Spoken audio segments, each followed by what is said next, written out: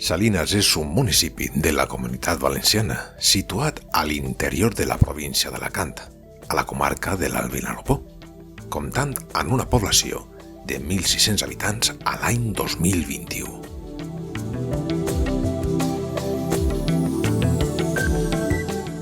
El municipi de Salinas està situat en una conca endorreica i s'estén al voltant d'una llacuna. Fins als anys 50 s'extreixen encara grans quantitats de sal. La conca està envoltada per la Serra de Salines al nord-oest, la de Cabrera al nord-est, la de Cambra o Olvaga al sud-est i la de la Cima al sud-oest. Totes elles formen part del sistema brevètic, en domini de les roques cretàciques, des dels vessants de les quals fins a la llacuna s'estenen una sèrie de glacis amb costra de calcària.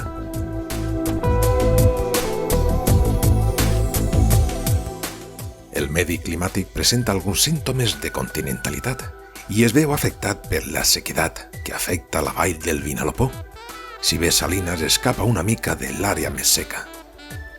Així doncs, mentre al fons de la vall les precipitacions no solen passar dels 300 mil·límetres, en les serres occidentals de Salines es superen els 400.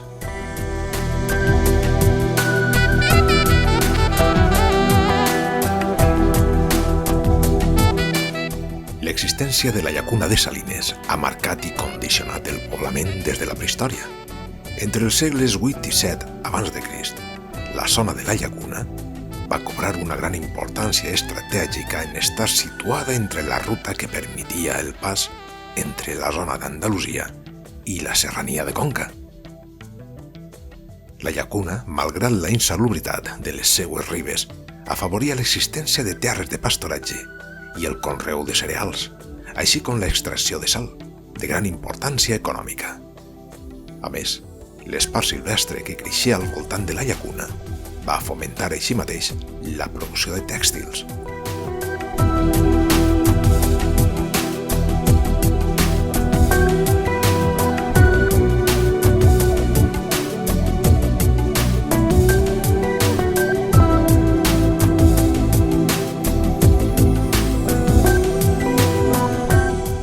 Anys més tard es van establir els fenicis, que van penetrar des d'una colònia situada a les rodalies de Callosa del Segura.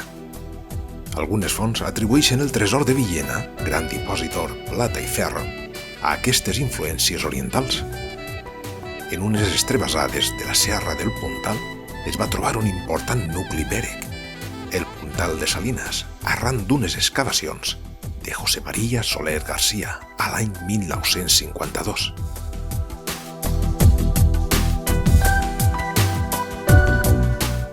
El declivi de la civilització ibera a l'àrea de Salines ve marcada per la romanització, que va començar al voltant del segle III abans de Crist. La zona es va despobrar, tot i que no va perdre la seva força agrícola, atès que es van instal·lar algunes viles als estreps de la llacuna. Les investigacions apunten a l'existència d'un recinte emmurallat del segle IX, amb una torre la qual viuria una comunitat andalusí. Després de la conquesta cristiana, la població es va adjudicar al senyoriu de Villena, per a passar després al d'Elda i al regne de València. L'esmentada torre podria ser la que a finals del segle XIII o principis del XIV es va convertir en una ermita i posteriorment en la primera església de Sant Antoni Abat. D'aquesta època data també el castell del qual s'han documentat restes que semblen correspondre més a fonamentacions que alçades de les construccions. Al sud-est, a la vora de la llacuna, hi ha el Lloc Vell, nucli original de la població. Al nord-est es va desenvolupar l'actual nucli urbà, des del seu trasllat allà per l'any 1751. A aquest any es va produir una gran inundació que va negar totalment la població. Aquesta, amb l'ajuda del comte de Puñorrostro, va haver de reconstruir-se i amb aquesta finalitat es va decidir traslladar-la a un nou emplaçament, aproximadament a 1 quilòmetre al nord-est de l'anterior, més allunyada de la llacuna.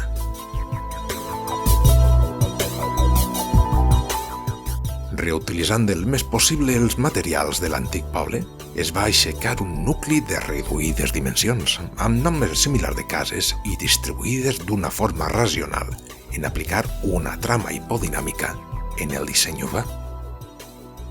L'espai edificat es va organitzar al voltant de la plaça central, actual plaça d'Espanya, en la qual s'ubiquen l'Ajuntament i l'església parroquial. Als 4 anys de les obres de trasllat ja s'havien edificat 20 habitatges, l'Ajuntament i la nova església, a més d'un forn de vidre, una botiga i un mesó. A l'any 1837, amb l'abolició dels senyorios, Salinas es va convertir en un municipi independent. El sector agrícola, molt important fins a la dècada de 1950, apenas ocupava, a 2003, el 6% de la població. No obstant això, la superfície cultivada és de 2.500 hectàrees, la qual cosa suposa un 41% del terme. Unes 500 d'aquestes hi són de regadiu, sent les restants de secà. Dominen l'ametller, la vinya i l'olivera. L'activitat industrial, un cop desmantellada l'extracció de sal, va assolir un important desenvolupament a partir de la dècada de 1960, amb la fabricació de bosses i calçat, així com altres sectors menors, que en total ocupen un 60% de la població. Parlant del seu patrimoni arquitectònic, nomenem l'església parroquial de Sant Antoni Abat. Les seues obres es van iniciar al segle XVIII, en traslladar la població el seu emplaçament arran de la inundació de 1751 i van finalitzar al voltant de l'any 1750. Cal destacar que el campanar actual és una reconstrucció datada de 1922, ja que l'original va ser manat enderrocar el 1905, en prendre la torre una inclinació perillosa. El temple barreja estils barrocs i neoclàssic i té una planta de nau única amb capelles laterals i cúpula central sobre petxines. La capella de la Comunió conserva el paviment original.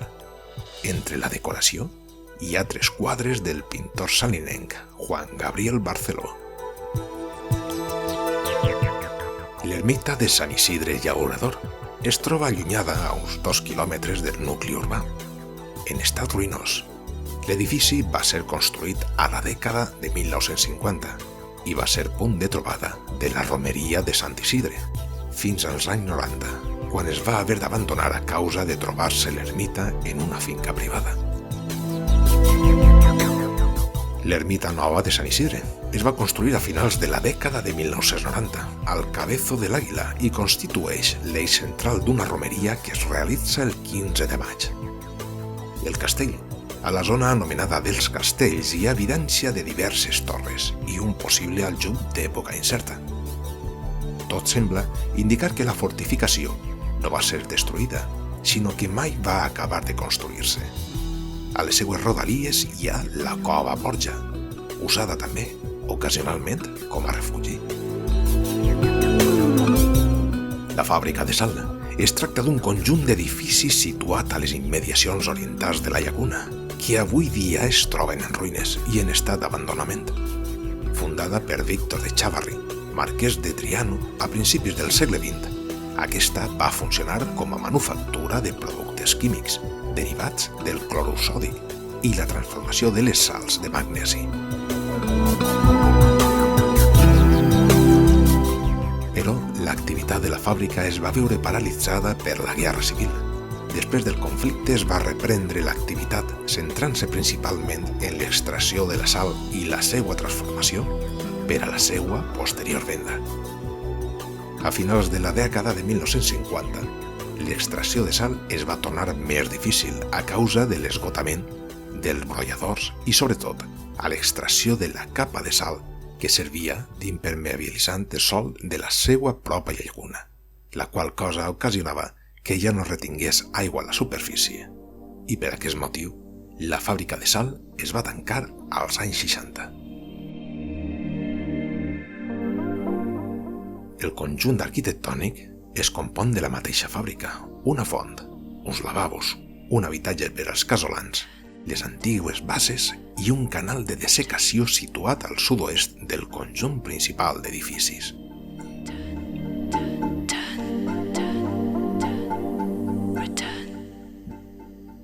Destaquem del patrimoni arqueològic de Salines, el Puntal.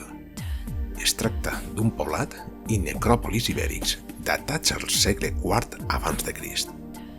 Està situat a uns 3 quilòmetres de la localitat i va ser excavat a partir de 1952 per José María Soler García. Els materials descoberts es troben exposats al Museu Arqueològic de Villena. La Molineta. Es tracta d'un jaciment que mai ha estat excavat, tot i que s'han trobat diverses troballes íberes i romanes i es considera que podria tractar-se d'una necròpolis ibèrica. El lloc vell. Es tracta de l'actiu recinte de la localitat, ocupat almenys des del segle XI per una comunitat andalusina, que va construir un recinte emmurallat amb torre. Actualment, apenes queden restes de cap dels períodes. El patrimoni natural de Salines. La Serra de Salines. Es tracta d'un sistema muntanyós que s'estén per uns 17 quilòmetres de longitud cap als termes de Iecla i Villena. A la Serra de Salines s'han catalogat 500 espècies de plantes diferents, tot i que aquest nombre és tan sol estimat, ja que es pensa que poden rondar les 800 espècies. Es pot trobar també fauna com el mussol reial, el càrab i l'àguila. Està a més travessada per multitud de senders de petit recorregut. Estanc de Salines. Es tracta d'una llacuna endorreica de caràcter salat, en la qual desemboquen els cursos fluvials de les serres del voltant, així com de diversos pous. Permaneix seca durant tot l'any, degut a la falta d'impermeabilitat i a la sobreexplotació dels aqüífers. En cas de pluges abundants, es sol formar una fina làmina d'aigua, gairebé inobservable, atès la gran concentració de les plantes halòfiles que en els últims anys han pres gairebé la totalitat de la llacuna. Al camp de la cultura destaquem l'Auditori Municipal. Es va inaugurar a l'any 2008, amb capacitat per a 265 espectadors. Està preparat per a representacions teatrals, bandes de música, dansa, cinema, conferències i actes protocol·laris en general. També disposa d'un escenari a l'aire lliure. Les seues festivitats, com no, Sant Antoni Abat, es celebren al gener en honor a Sant Antoni Abat, patró de l'església parroquial. És una de les festivitats més antigues celebrades a Salines i daten almenys de l'any 1780, després de la finalització de l'església de Sant Antoni, en el seu emplaçament actual. Entre els actes a destacar hi ha la cremada de la foguera de Sant Anton, al centre de la plaça d'Espanya, la benedicció i repartiment dels tradicionals rotllos de Sant Antoni per la majordomia i la benedicció dels animals domèstics.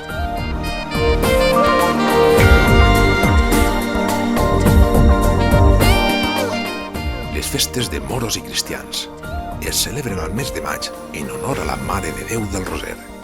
Participen 3 comparses: pirates, contrabandistes i moros laguneros. Entre els actes més destacats hi ha l'entrada, la retreta i les ambaixades. No obstant això, les festes de moros i cristians de Salines van conviure durant diversos anys amb els elements de les festivitats anteriors, les festes de les Moses. El Dia de la Mare de Déu del Roser es celebra a octubre en honor a la Mare de Déu del Roser, patrona de la localitat, i les activitats inclouen actes litúrgics i processons. Com no, gastronomia. La gastronomia de Salines està en transició entre la cuina mediterrània i la manxega. Es caracteritza per l'ús d'oli d'oliva, verdures, carn de xai i porc. Pel que fa a la reposteria, destaquen les coques preparades amb ametlles i les tradicionals tonyes, rotllos fregits, ametllats i sequillos. Entre els plats més típics està el gazpacho salinero, la gachamiga, elaborada amb oli d'oliva, sal, farina, all i aigua. Els arrossos, sobretot amb conill i caragols, caldos i amb cigrons. El fandango, tomates seques, nyores, cebes, pebrots i creïlles. L'olla gitana, fresols, ceba, arròs, llentilles, bledes i la salsa de cigrons.